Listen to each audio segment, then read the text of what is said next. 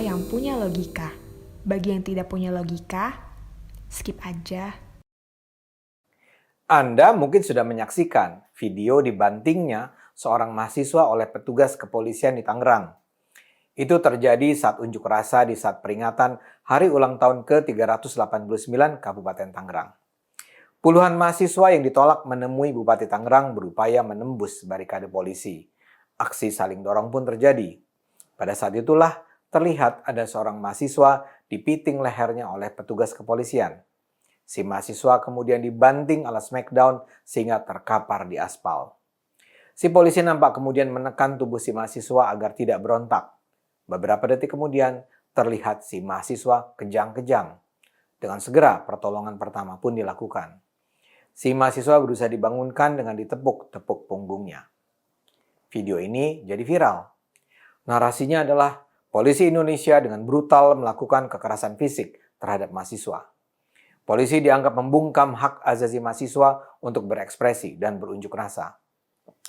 Polri juga didesak untuk mengenakan sanksi tegas terhadap petugas yang men-smackdown mahasiswa. Saya bukan pecinta kekerasan.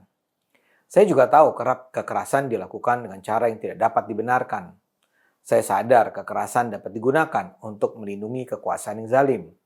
Saya pernah ikut dalam unjuk rasa di era Orde Baru, bahkan semenjak saya masih duduk di bangku SMA. Saya pernah digampar tentara, saya merasakan ujung bayonet menempel di leher saya. Saya juga dulu menyaksikan bagaimana para mahasiswa dipukuli, dipopor dengan senjata. Yang ingin saya katakan, saya juga menolak kekerasan oleh aparat keamanan yang dilakukan dengan semena-mena.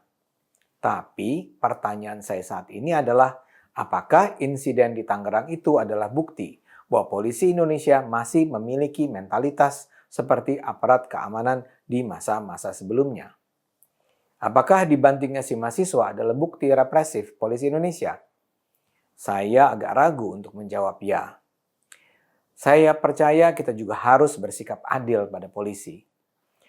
Saat ini kepercayaan masyarakat terhadap polisi sudah semakin meningkat, seperti yang terbaca dalam berbagai hasil jajak pendapat berbagai lembaga survei terkemuka. Dan saya percaya itu antara lain terjadi karena perubahan signifikan yang terjadi di dalam tubuh Polri. Saat ini polisi Indonesia sudah semakin humanis. Saya tidak mengabaikan adanya kasus-kasus pelanggaran HAM oleh polisi di sana-sini. Tapi secara umum, polisi Indonesia secara perlahan sudah membangun sosok baru para penjaga ketertiban dan keamanan masyarakat yang mengedepankan nilai-nilai keadilan. Kalau begitu, bagaimana kita sebaiknya menilai apa yang terjadi di Tangerang itu? Untuk itu, kita harus melihat konteks peristiwa. Pertama-tama, ini adalah sebuah unjuk rasa tanpa izin. Aksi tersebut tak berizin karena Kabupaten Tangerang masih dalam kondisi PPKM level 3 sampai 18 Oktober 2021. Dengan kata lain, polisi sebenarnya bisa saja sejak awal membubarkan unjuk rasa ini. Kedua, kalau saja para demonstran tetap mematuhi koridor hukum dalam berunjuk rasa, insiden itu tidak akan terjadi. Pada awalnya demonstrasi berlangsung tertib. Suasana menjadi mulai tegang ketika disampaikan pada mahasiswa bahwa Bupati Tangerang Ahmad Zaki Iskandar tidak bisa menemui mereka. Sang Bupati sedang sibuk menghadiri acara Hari Ulang Tahun Tangerang. Menurut kronologi yang dipaparkan polisi, dari 5 kelompok mahasiswa yang datang, 4 diantaranya tidak memprotes penolakan itu. Masalahnya, ada 1 kelompok yang tidak terima. Mereka dengan kompak menyerbu dan berusaha memasuki halaman kantor bupati. Ketika itulah aksi saling dorong terjadi. Untuk mencegah kondisi memburuk, polisi pun menciduk sejumlah mahasiswa yang dianggap berpotensi memprovokasi keadaan. Salah seorang di antaranya adalah Faris, mahasiswa yang kemudian kena smackdown itu. Dia ditarik keluar rombongan teman-temannya dan dilumpuhkan dengan cara dibanting. Selain Faris, ada 19 mahasiswa lain yang juga ditahan polisi. Seusai kejadian, Polda Banten Irjen Rudi Herianto Adinugroho telah menyampaikan permintaan maaf baik kepada publik maupun kepada Faris dan keluarganya. Polisi yang melakukan kekerasan sekarang juga menjalani proses pemeriksaan etik. Faris sendiri telah muncul di depan media dan nampak baik-baik saja. Faris bahkan agak bercanda ketika bicara melalui rekaman video. Kata dia, "Saya Faris dari Himata, Banten. Saya nggak ayan, saya juga nggak mati. Saya masih hidup dalam keadaan biasa-biasa saja, walaupun agak sedikit pegal-pegal." Menurut Hasronsen, tidak ada tulang Faris yang retak atau patah. Juga diketahui bahwa kejang-kejang yang terjadi padanya diakibatkan oleh penyakit bawaan yang dideritanya.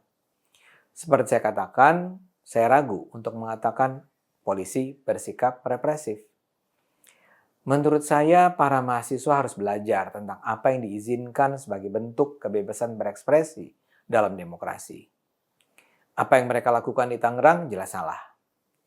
Kalau sejak awal polisi sudah membubarkan mereka, itu adalah hak atau bahkan bagian dari kewajiban polisi untuk menjaga ketertiban.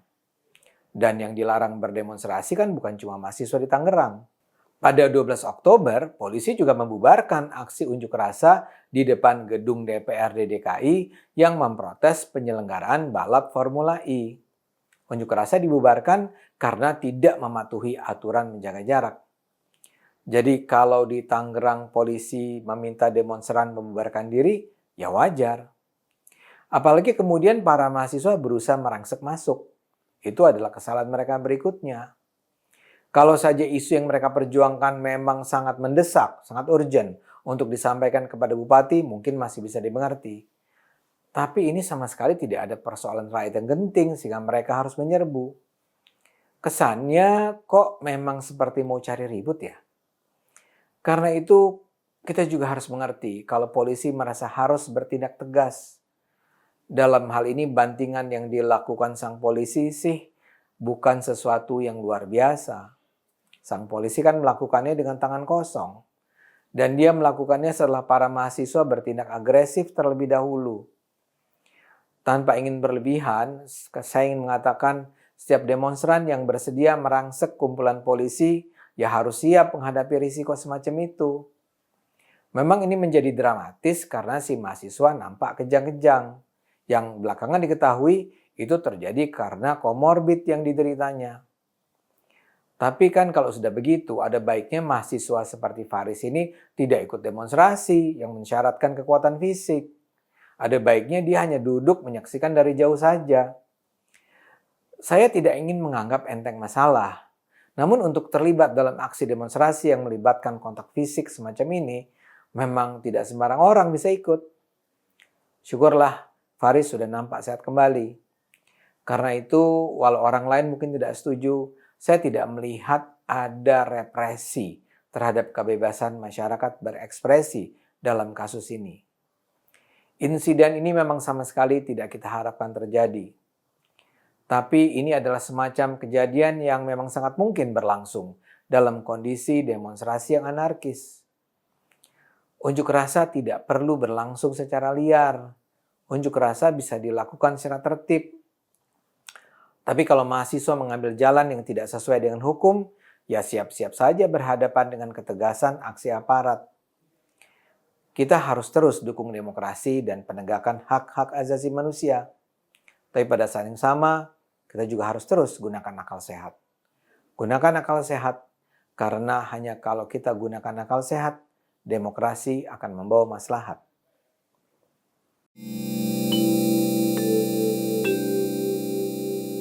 Video ini hanya untuk mereka yang punya logika. Bagi yang tidak punya logika, skip aja.